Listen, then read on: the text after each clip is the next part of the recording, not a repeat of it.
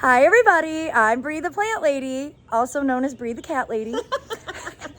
And today I am coming from a most spectacular garden with the most talented gardener. So introduce yourself to the world. I'm Jennifer Petritz. This is Oscar. Say hi, Oscar. And My this bed is my buddy. garden. We're going to see the back garden today. We saw the front garden in a previous video, and today we're going to concentrate on the back garden. So stay tuned for a very inspiring, I think you have the best plant collection, period. Aw, wow, thanks. So get ready for your minds to be blown. That's really what this is about. Thanks. Before we enter, we want to introduce Freya to everyone. She is the Freya's sweetest fabulous. garden doggie. Now, tell everybody about some of these containers. 'Cause Okay. this is the most beautiful driveway Aw. that's ever existed. So I don't do a whole lot of roses, like I was saying with the driveway garden over there. But this is one that I've been growing for a couple years. I really like in a container. This is At Last Rose. It is actually fragrant and it resists getting black spot. It seems to be, it's a rebloomer. It's just, I never have to spray. I will not ever spray roses, or I just don't do that. But this has been a good one for me, and I love the color. This is kind of my new, you know, I talked about how like I went through a thalictrum phase and I'm in an epimedium. I also do that with color. Like this year, I'm really feeling like an apricot-y peach color and plums instead of pinks. So I'm really loving the color of this. I planted digitalis in these big pots this fall, and I'm really happy with the way that turned out. These are Sutton's apricot digitalis, and I love the height. I love the way the peachy color kind of echoes the brick of my house. And I even had these violas were beautiful when I put them in. They got kind of powdery mildew and they were slow to rebloom after I cut them back, but I love the color. I would grow those again. American ginkgo is grown as a standard in this big pot. And is this, what heuchera is this? Do you know? This one is pistachio. Oh, it's fabulous. Yeah, it's a villosa type. Look at the texture, everybody, with Yeah. the ginkgo and the maidenhair fern, Yeah. and then the heuchera. Yeah. And there's actually even a hosta poking out. Oh yeah, I forgot. There's hosta back there. Huh. I forgot about this. And then this Shedera. This is kind of, I love this plant, but it's awkward. It just has the most awkward habit. It doesn't really climb because it doesn't have the tendrils to grab onto things, but it kind of lays and flops. So I have kind of tried to grow them like columns in these containers. Probably not a long-term planting, probably more of a, looks great this year, and next year we'll do something different, put them somewhere else. But I'm kind of happy with the upright, narrow form and the way they're growing right now. So Bill built this. He is really into garden projects. I'll think of something in my head or I'll see a picture of something and I'll say, I want that. And he'll say, I can do that. I can figure out how to make that. And he made this a couple years ago. He went on, I think, Craigslist or Facebook Marketplace and found cedar from somebody that was selling like cedar, and he brought it all home and he assembled this. There's another one in the back, and then he made me a potting bench, which was behind the soil cube bag, but it's starting to fall apart now. It needs some shoring up, but it's, yeah. So he's really good at garden projects. It's a good person to have. Yes, very good. So this is Little Honey, oakleaf hydrangea, and this is actually still in the 3-gallon nursery pot that it came in. It's kind of rooted in from the bottom into some gaps in my patio that, yeah, so I can't move it. It I'm looks not gonna so move it. happy. I have, I really need to try to propagate it because I have friends that want some, but it is very happy. So one of the lessons that I've learned as a gardener over time is that when something is happy, you leave it alone. So yeah, not moving this, but I love it here. And it's got this fatsia behind it, also in a nursery pot. Variegated fatsia that I got from Plant Delights a long time ago. Yeah. Hydrangea bird bath. Those are hydrangea leaves. Oh, cool.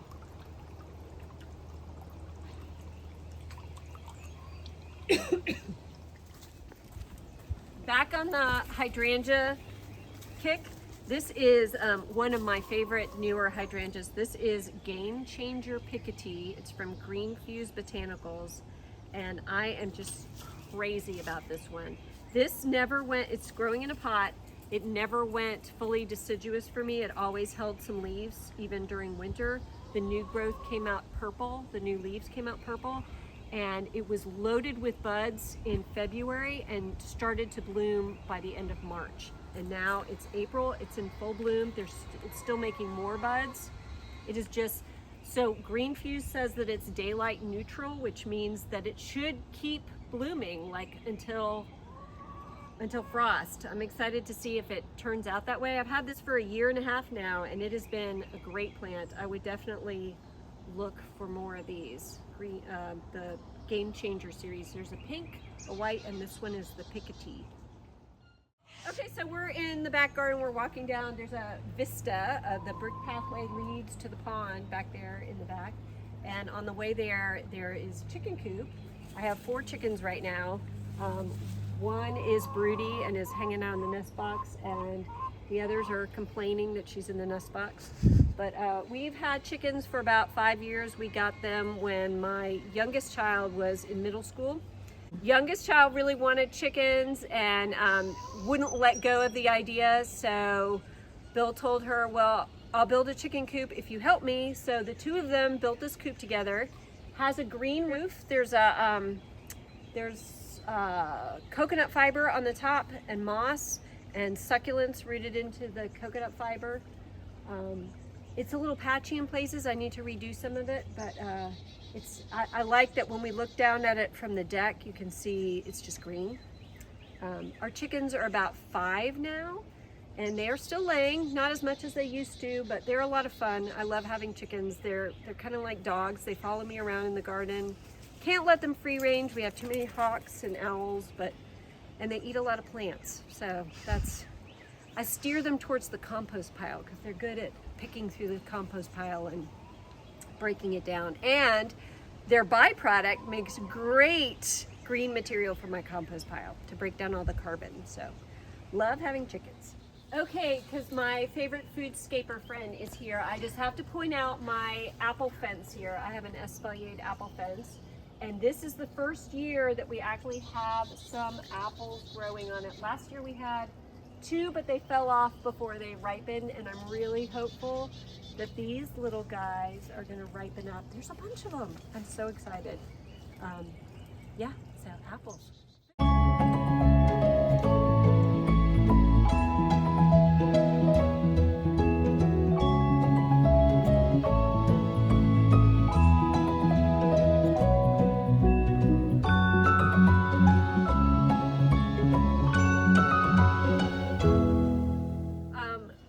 So again, with the vertical growing, lots of vines. I use a lot of vines, and I layer vines on top of vines. There's creeping fig on the wall. This is actually my deck up here, and it's got like this brick structure around it. So I'm growing creeping fig, and on top of that, I've got climbing hydrangea, 2 different types. This one is the moonlight, like what's on the front of the house. Back there is the regular Animala petiolaris. And because bonus vines, there's clematis growing up through a viburnum here that's going into the climbing hydrangea. So I bought this book a long time ago at like a book sale, and it was on Espaliered. And I found this pattern in there called Belgian fence, which is that crisscross pattern. And I took some pyracantha shrubs that I got at like Home Depot, and I bought, I don't know, 12 pyracantha shrubs, and I cut them off. And where I cut them off, because of apical dominance, they set new buds and did a V, and I spaced them out. And so this is pyracantha shrub that is growing on this, trained on this Belgian fence pattern. I have to cut it. We have to cut it. Bill's gonna give me a hard time if I say I cut it. Several times a year. It's not low maintenance, but it's pretty. It never blooms because we have to cut all the blooms off for it to stay in the pattern, but it's another way of growing plants, you know? Yeah. Spoken like a true Another way of plants growing woman. plants.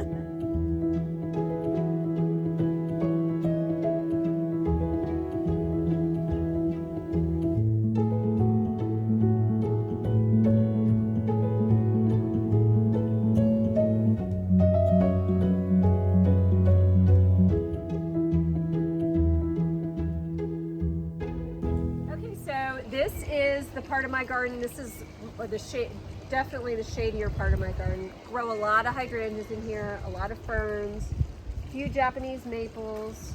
So when my parents lived in this house, my mom loved azaleas, and I have some hot pink azaleas in here that she had when she lived here, and I cannot take them out because they just remind me of her. Love camellias too, lots of camellias in here. Getting quite a camellia collection. A little bit worried that they're all gonna be huge one day and then shade everything out, but yeah. They can be trimmed, they can be cut hard. Yeah, yeah. And because I have all these great, I love woody plants. Woody plants are my thing. But I've now kind of gotten to the point where I'm incorporating a lot more herbaceous plants in because the woody plants need friends. They need something to cover up their feet. So I've got, like, you know, sweet box going and serums and lots of epimediums, some hostas, lots of ferns, just a lot of plant material. What's the differentiation between a garden and a landscape? Yeah.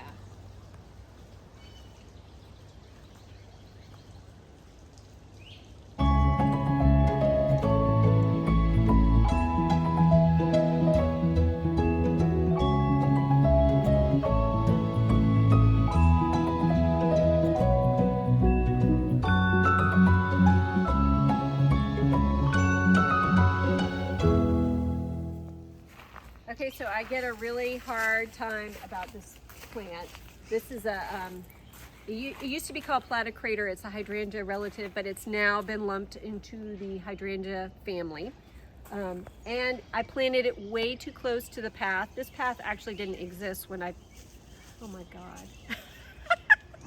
When I planted this, and it is way overgrown the space, but I refuse to prune it. My theory is you can just go around it, and it's okay to have plants brush against you as you're walking through a garden. It's part of the experience, and you just roll with it. That's what gardens are about. Don't be afraid of your plants touching you, people. That's what they're there for. It's not poison ivy. It's not poison ivy.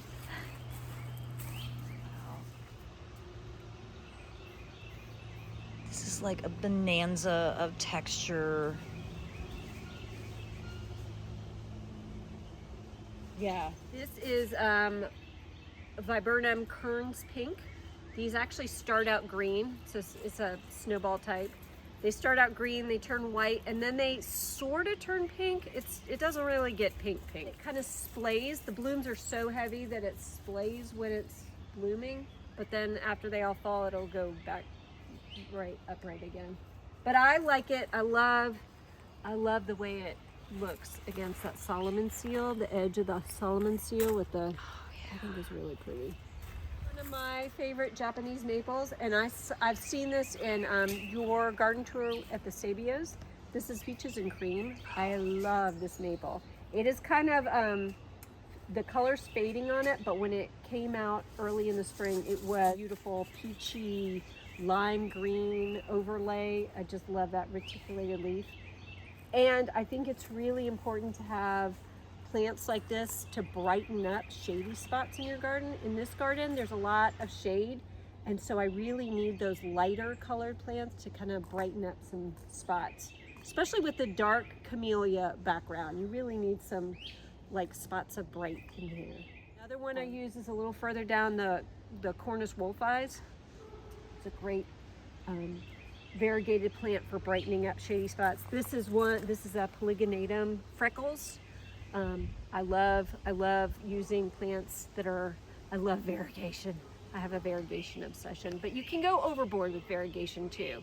You have to have plants around it that can, you know, offer you a little eye rest from the variegation, but they're fun to use. I got this because I saw it in Ozzy's garden, and his is right next to a path, and it just weeps down over the path, and it has such a light, airy texture, and it blooms, no lie. His was still blooming in November last year. So that's why this one is here, because I just love that texture. And again, it's kind of got that lacy texture along with all the big leaf stuff around it. You know, the hydrangeas, and this tea olive is coming out, but what do you call it? Lunaria has that big leaf too. So it's nice to have some smaller leafed, more delicate looking plants to kind of, you know, offset the big leaf. This is like this is a bottle brush buckeye, Aesculus parviflora, and this is like one of those plants that I'm like, what do I do with this? Because I kind of allowed it to become tree form, which I liked, but now I need this lower growth to hide my ugly compost pile back here. So I'm thinking of cutting off the tree form and just letting it bush out. This plant gets way too big for the space, and I've got another one over there from a sucker. But I love it, and I love the fall color on it. I love the blooms on it. I can't cut it until after the butterflies visit the flowers, so it's like, when do I cut it? It's a conundrum, garden conundrum. So we have moved the compost several times, which I think is actually kind of key to building good soil. Like, we started a compost pile over here, and we finished that pile up. And so remnants of that are still over there, but the soil over there is now so nice and rich, and and it's kind of filtered down the hill a little bit. So all these plants that I was just showing you, like the wolf eyes and the hydrangeas and that stewardia, are loving the nice rich soil over there. This area had crap soil. I mean, like hard pan, clay. So we've now moved the compost pile here, and after a while, you know, after we use up what's in the bins, it will have filtered out to the whole area and be, plus I don't have to move it. I mean, it's just like, it's already there. It's very efficient. Yeah, incredible. That Heartledge wine, Calicanthus, I love that plant. I mean, the only downside to it is it doesn't smell. It doesn't smell, but it is so beautiful. And the flowers are so, and I love the way the color of the flowers looks with those. And I know that they're overused and everybody has them and they're like all over the place, but the Laura petalum, like the color, it's like the same color, which is kind of cool. I hope you enjoyed this tour of my garden, the front and the back. I hope you got to see both parts of it. And I hope you will consider joining us when the American Hydrangea Society has their garden tour, which is the second Saturday of June, June 8th this year. And it's gonna take place in 5 different residential gardens with lots of hydrangeas. It's gonna be a beautiful tour. Hopefully we have beautiful weather, and I hope you'll consider coming and joining us. It's gonna be in the North Atlanta suburbs, so it would be great to have everyone come out and enjoy the garden tour. I hope you enjoyed visiting my garden today. Thanks so much.